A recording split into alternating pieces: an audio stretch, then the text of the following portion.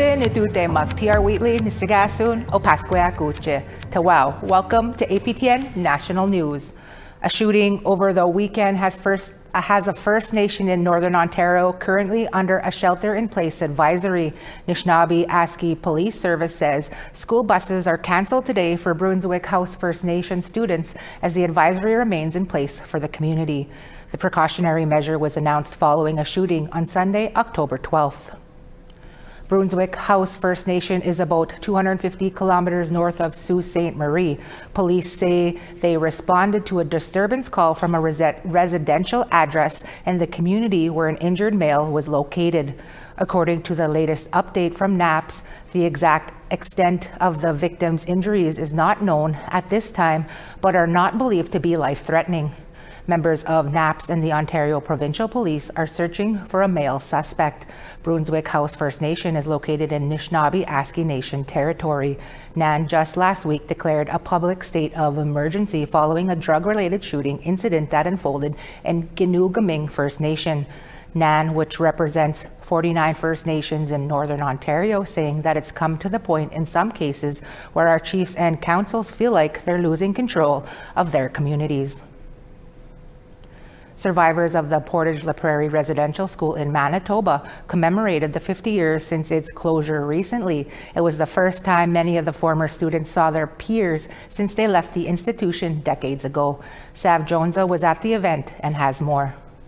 It's been 50 years since the Portage La Prairie Residential School ceased operations. From 1891 to 1975, Indigenous children from across Manitoba entered its doors on the promise of an education, but they left with trauma and a loss of their culture. Now, half a century later, several dozen survivors gathered to commemorate its closure and a new life as a museum and National Historic Site.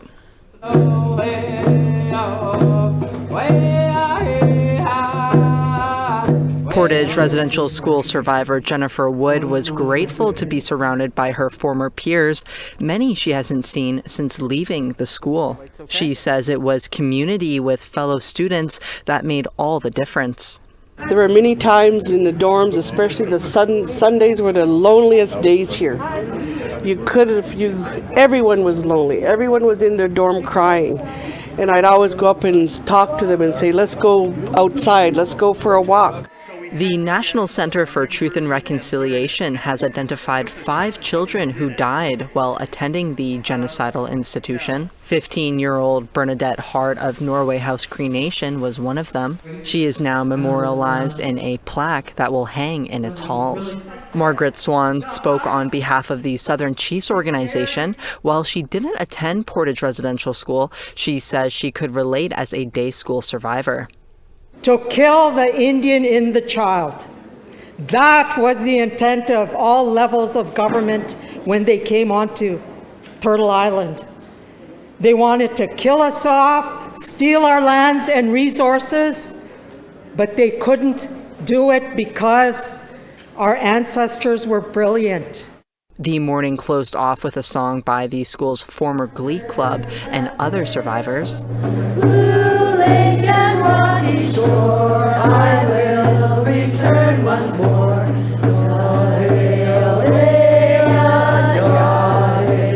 Wood says keeping the day positive is important for healing. She hopes in another 50 years, new generations will continue commemorating the story of the Portage La Prairie Residential School survivors. I hope that we see all kinds of buildings and institutions talking about residential school. I hope that when you walk out of the airport from an airplane that you see it fully in the airport. This is the home of the residential school survivors who survived all these schools in Manitoba, and that goes straight across the country. That's what I'd like to see. Sav Jonza, APTN National News, Winnipeg.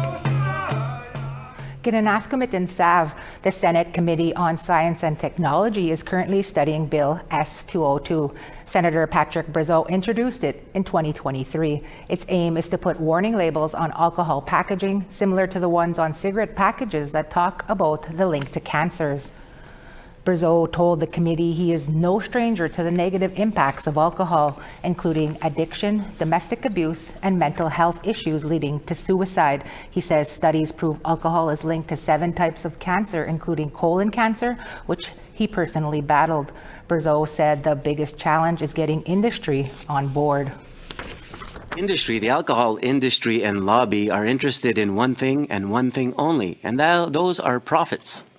They do not care about the health or well-being of Canadians. That's the bottom line. But we all have a job to do in life, and even representatives of these companies will have to come here and try and save face and try and put the best answers forward. But we know they have a job to do, but we also have a job to do. And our job is to make sure that Canadians from coast to coast to coast are aware of the dangers, the negative impacts, and the 7 cancers that alcohol causes. On Thursday, American President Donald Trump signed an executive order removing Indigenous Peoples Day that has been celebrated alongside Columbus Day. Indigenous Peoples Day has been celebrated since 1992 in cities across the United States. In 2021, then President Joe Biden officially proclaimed the second Monday in October as Indigenous Peoples Day, sharing with the holiday known as Columbus Day. Biden's proclamation was never made into official law. President Trump's executive order states that the day will only be known as Columbus Day. Metis City Councillor from Edmonton, Aaron Paquette, was critical of Trump's action. Who are the leaders who are going to create a better reality here? Rather than dancing like a puppet to his strings, what are Indigenous leaders and allies going to do to show that the person who would love to be the puppet master is actually the puppet? And what are we going to do in order to assert our reality and our right to exist? That's the question.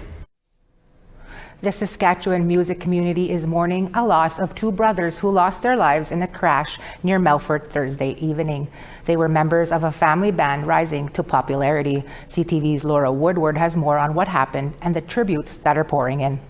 1, 2, 3, 4! Brothers Rainey and Seth Constant are being remembered for their talent on stage, performing in their family band Constant Reminder with their other brothers Cole and Ethan. Seth played the guitar and Rainey on the drums. On Thursday evening, their truck collided with an SUV on Highway 3 west of Melfort. The driver of the SUV, a 59-year-old man from Canistino, died at the scene. 31-year-old Seth Constant, who was driving the truck, also died at the crash site. His passenger, 24-year-old Rainey Constant, died later in hospital. RCMP are investigating the cause of the crash. Sask Music says the brothers' passing is a major loss to the music scene, calling the musicians talented, hardworking, and passionate. Gordon McKenzie, a fellow musician and longtime fan, remembers first seeing them perform in 2016. They were trendsetters in a way because they were so young. What set them apart was how professional they were with everybody, and they were so personal with everybody that came around. Those guys were revolutionary in what they were able to bring. The Constant brothers were members of James Smith Cree Nation, which released a statement saying, quote, "Their songs celebrated resilience, family, and identity, values that are deeply rooted in who we are as Cree people. Their legacy will live on through their music and the memories they created for all of us." Laura Woodward, CTV News, Saskatoon. From APTN News to all the Constant family, our condolences. CanadianHealingQuilt.ca is a new website dedicated to people who lost their loved ones during the COVID-19 pandemic and others grieving. It is a place to honor someone with a memorial quilt square, which can be shared publicly or privately. Julia Ross spoke to Elder Albert McLeod, who was behind the creation of the digital quilt. And that's the thing when people die, unless you go through these rituals, you come to terms with, you accept that they are gone. Mm-hmm. But unless we do that, they live somewhere in your mind, right? Albert McLeod came up with the idea to create an online space to memorialize those who died during the COVID-19 pandemic. He says the Healing Quilt was created to honor, memorialize, comfort, and heal. The website launched with Canadian Virtual Hospice this September. McLeod says he saw the impact that the lack of end-of-life rituals such as wakes, services, and burials was having during the pandemic, just as he had seen before. The idea of the healing quilt came from my experience that goes back to the AIDS pandemic from 1980 to about 2000. And in those days, there was a lot of fear and stigma about AIDS. And in those cases, many people were not remembered who had passed away during that time. And so in Canada, we created the Canadian AIDS quilt. Having a friend that passed in 2020 with no service held, McLeod knew there were countless others going through the same situation. That idea came to me after COVID, where a lot of times people were not enabled to go to hospitals to be with their loved one who was quite ill from COVID or other illnesses like cancer or diabetes. So we came up with this concept of a virtual way that people can remember their loved ones who passed away. He says that having a digital healing quilt is important for accessibility so that all grieving people can come together at any given time. I think it is an opportunity for the Indian residential school and day school survivors to acknowledge people they knew who have since passed, as well as, the people dealing with the murdered and missing Indigenous women and girls in Canada, another way that they can memorialize their loved ones or their friends or their relatives. McLeod says that creating a square is something anyone can do at home and that the choice to share it with relatives or to create a public memorial is an option. The healing quilt offers ongoing healing and a lasting place for remembering and honoring. Julia Ross, APTN National News, Winnipeg. Tapwagiche, Julia. When we come back, we check in with our colleagues in Australia over at NITV. Cheska.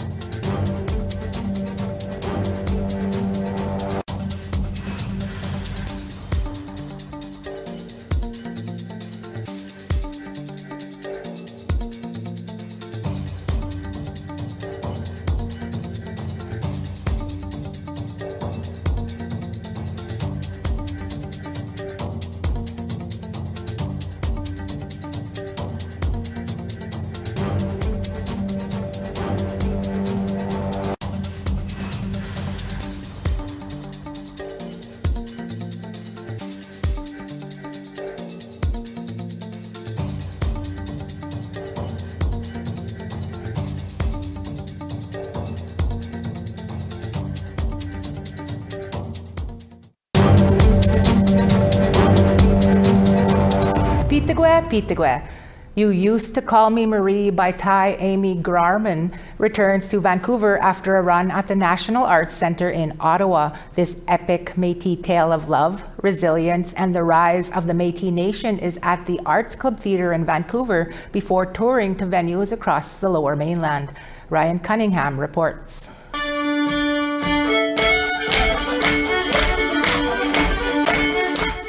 You Used to Call Me Marie by Thai Amy Grauman is a multi-generational love story set during the rise of the Métis Nation.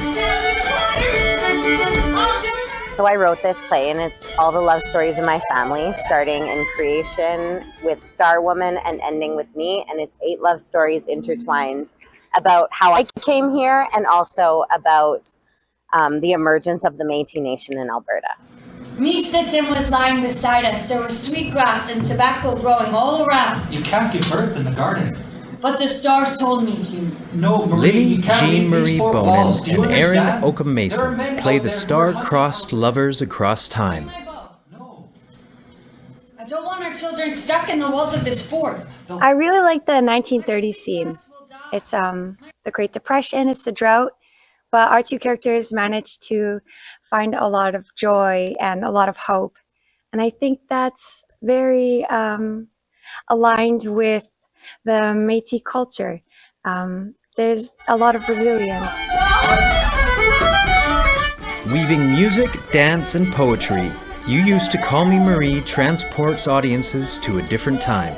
You Used to Call Me Marie is a bit of an ode to the progression of names in my family. So for many generations leading up to me, all of the women were named Marie. And then at some point around my mom and dad's generation, we quit using Métis names. So You Used to Call Me Marie is an ode to the return of the name Marie. You Used to Call Me Marie runs at the BMO Theatre in Vancouver until October 12th. You can catch it all along the Lower Mainland until November 9th. This is Ryan Cunningham with APTN National News, Vancouver. Kinanaskamitin Ryan. The work of one of Victoria's most famed weavers is being honored in an exhibition in Melbourne. More than 50 works by the late elder Auntie Connie Hart are on display at the Koori Heritage Trust as part of its 40th anniversary celebrations. This now from our partners at World Indigenous Television in Australia. From baskets to fish traps, the pieces on display here a tribute to the late Connie Hart, a Gunditjmara elder and master weaver. I'm very pleased that they've made a big show for Auntie Con, because when I first saw the video, it brought tears to my eyes. Growing up, Auntie Connie learned how to weave by observing her old people and sneaking stitches when no one was looking. Her mother wasn't allowed to teach her because they were coming into the white people's way. So she just sat down and when the older women was weaving, and she watched them, and when the mother put hers down, she went and did a couple of stitches. Her niece Sandra saying Auntie Connie overcame that fear herself later in life. My sister and my daughters and my nieces went up to Auntie Con's to ask her to show us how to weave, and she said no, and we asked her why, and she said, oh, because the government will take a house, they'll come and take our children away, but we kept on, went back each month and we kept on nagging her. She finally ended up showing us, but it was behind locked doors, closed curtains. For her passing it on to the next generation, and for contemporary weavers today, it's a very important legacy because it is that continuation of a tradition. Sandra is now a weaver herself, with her own massive eel trap installation hanging proudly in the Koori Heritage Trust. Her daughter also leaving her mark on Auntie Connie's exhibition as well. I'm proud that I've been taught how to do it. And in one of the near baskets in there, Melissa's got one stitch, my daughter. One for the girls, and they all loved it. Connie Hart, one stitch at a time, is showing at the Koori Heritage Trust until the end of November. Cameron Gooley, NITV News. That's some beautiful work. We now want to tell you the results of last week's web poll questions. Our first question we asked was, do you think residential school denialism should be classified as hate speech? 57% voted yes, 36% voted no, and 7% were unsure. Our second question was, are Canadians more supportive of Indigenous issues than in the past? 56% said yes, 25% said no, and 19% were unsure. Thanks for taking the time to cast your votes. You can go to our website, aptnnews.ca/poll, to see this week's new poll questions. We've got a new addition to our APTN News team. Hear from Justin Hardy when we come back. Take a guess where he'll be located.